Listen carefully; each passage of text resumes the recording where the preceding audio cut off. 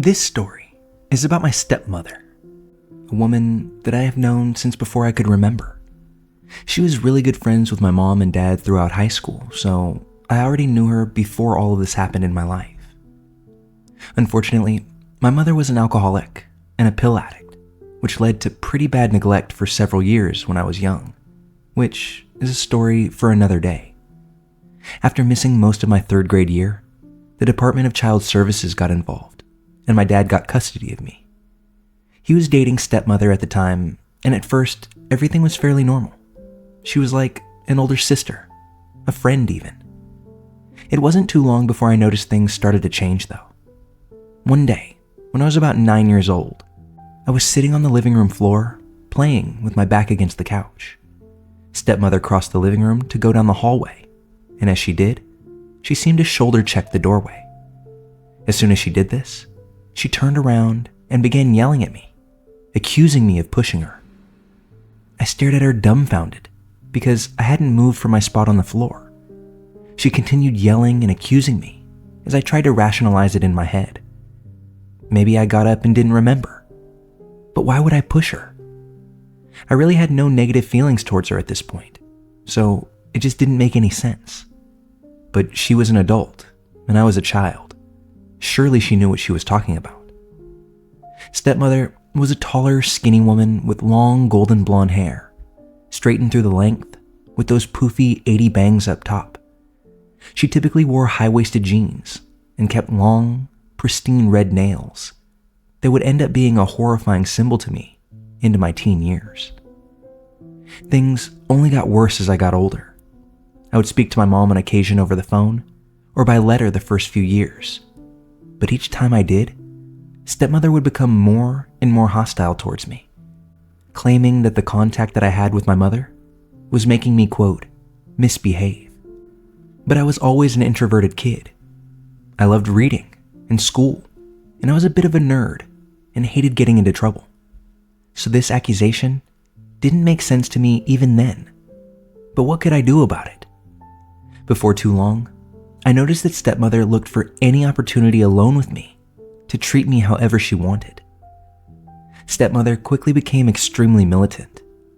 Each morning, she woke me up for school by bursting into my room and aggressively jerking the covers from my body. Some mornings, even grabbing my feet, digging her nails in, and twisting on my toes. I was expected to follow a strict schedule on school mornings. 6:15 a.m., out of bed. 6:15 to 6:25, get dressed for school. 6:25 a.m., breakfast. And at this time, I was expected to stand in the exact center point of the threshold between the kitchen and the dining room, ready to take my breakfast and sit in my spot at the table. 6:35 a.m., done with breakfast. 6:35 to 6:45, finish getting ready for school. 6:45 a.m., be sitting cross-legged in the center of the living room, waiting on everyone else to be ready. If I didn't follow the schedule down to the minute, punishment would be doled out. She would grab my hands upon taking my breakfast, twisting one or two fingers out of the socket, pulling me close to grit through her teeth at me with glaring, hateful eyes. Sometimes she would step on my feet, grinding her heels into my bare skin, twisting and glaring hate unto me. On a few occasions, she even broke my wooden hairbrushes across my face, leaving bursted blood vessels and massive bruises. When the damage was too obvious to ignore, she would try to hide me for a day or so, gently waking me the next morning, acting as though I was sick and telling me that I was too ill to go to school, brushing my hair back and telling me to go back to sleep. This treatment rolled over into my days after school and would evolve into other aggressive behaviors. She made sure to conceal any sign of mistreatment from my father, but still, some happened right under his nose. At the dinner table, she would dig her toes into my leg and scrape so hard that she would shave off chunks of skin from my shins with her toenails.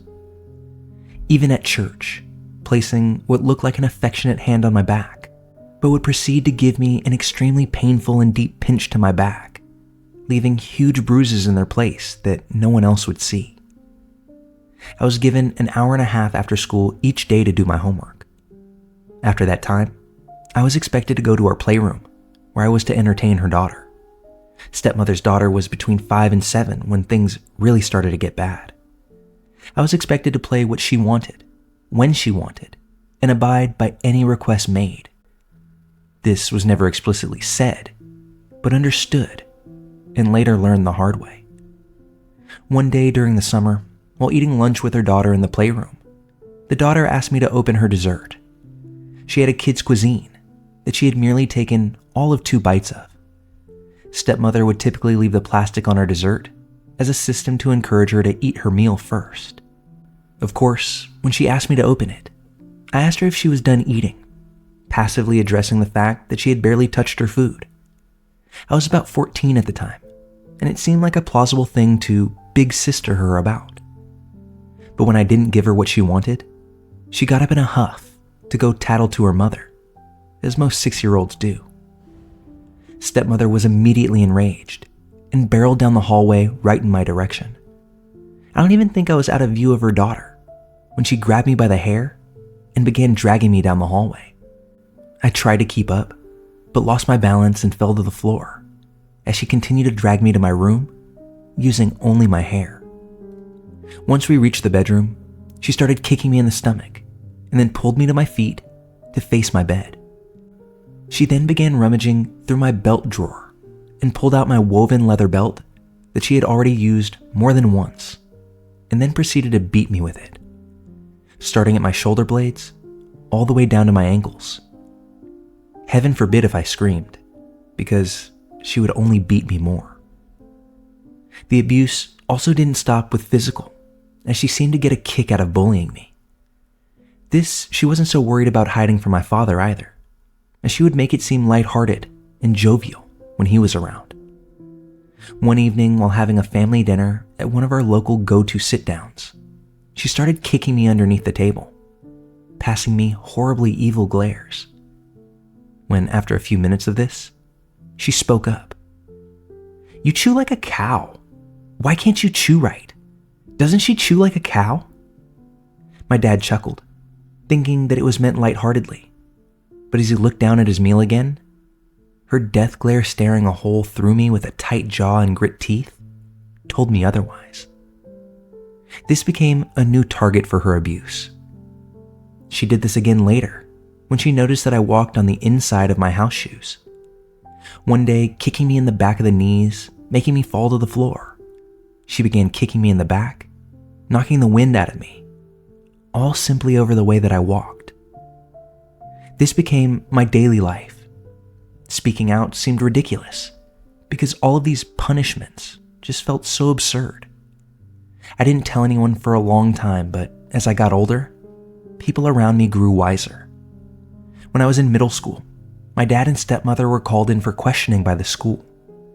2 of my teachers were highly suspicious of my bruises and constantly swollen fingers. Stepmother proceeded to put on an act, crying and acting hurt and shocked that they would think that she could hurt a child. I changed schools after that year. Things only got worse once I went to high school, as she seemed intimidated by my aging and gaining maturity. Male friends were strictly off limits, and my curves were to be hidden in horribly unflattering clothes. I didn't really mind so much, as I really had very little interest in boys or displaying my womanhood to any degree. However, one afternoon while taking a shower, she burst in the bathroom to remind me of my timing. As she whipped the bathtub curtain open, she saw the hair growing below my waist. Before I could react, she grabbed the hair and jerked it down, pulling out a handful of my pubic hair. She cursed me for not telling her that I had started maturing in that way. I couldn't tell anyone about that instance for years. After the belt beating, however, stepmother's sister-in-law saw my backside and called my dad at work, cursing him out and threatening to report it. That's when I started going to her house on the weekends. After this, I got braver and became less scared. Once I saw people reacting to what little they saw of my stepmother's behavior, I knew I was in the right for sticking up for myself. So I did. in subtle ways at first. I brought jewelry and makeup to school and started to give myself space to express myself. Then one morning, while running a minute or two behind on breakfast, stepmother came to the kitchen in a rage. Why wasn't I finished getting ready for school? Why weren't the dishes clean? Before I could turn around from rinsing my dishes, she was rummaging in the utensil drawer and pulled out a fork. She backed me against the kitchen counter, pressing the fork against my throat. I don't remember what she said to me in those moments, but I remember her hot breath in my ear, hissing through her teeth at me. And I remember the chill of the cold metal prongs on my throat. I was no more than 16 at this time. My last day there was field day of my junior year. I decided to wear a cute outfit that stepmother's sister-in-law had bought for me for casual days. It was a cute cap sleeve striped t-shirt, cut femininely to suit my curves, with long matching shorts. I knew she wouldn't like it, but I also knew that it was completely appropriate for a girl my age, even very conservative in comparison to my other peers. She saw me as I was walking down the hallway towards my bedroom, and I saw the rage fill her. She came at me, nails first, grabbing my arms as she dug them in. This was when I snapped, and I fought her off, shoving her straight into the wall. It was my turn to have rage fill me as I went to the living room to grab the phone. "If you ever touch me again, I'm going to call the cops." She went pale, and suddenly, I wasn't scared for myself anymore. I couldn't control it, and I laughed.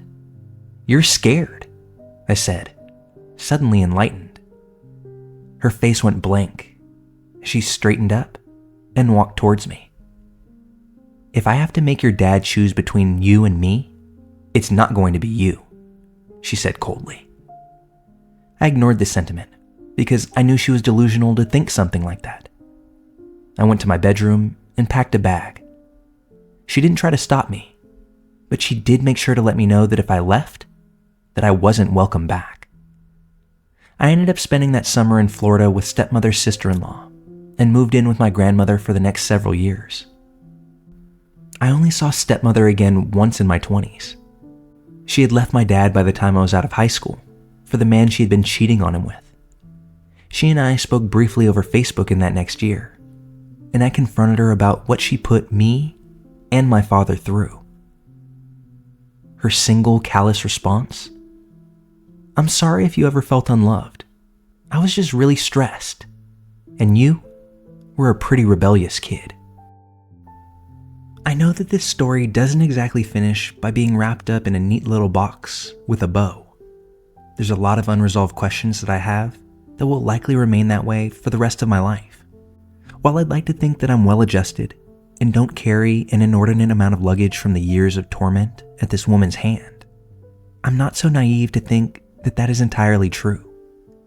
I was glad to leave that house and that relationship when I did, because my imaginings of just how much worse it could have gotten, or at least just that, imaginings,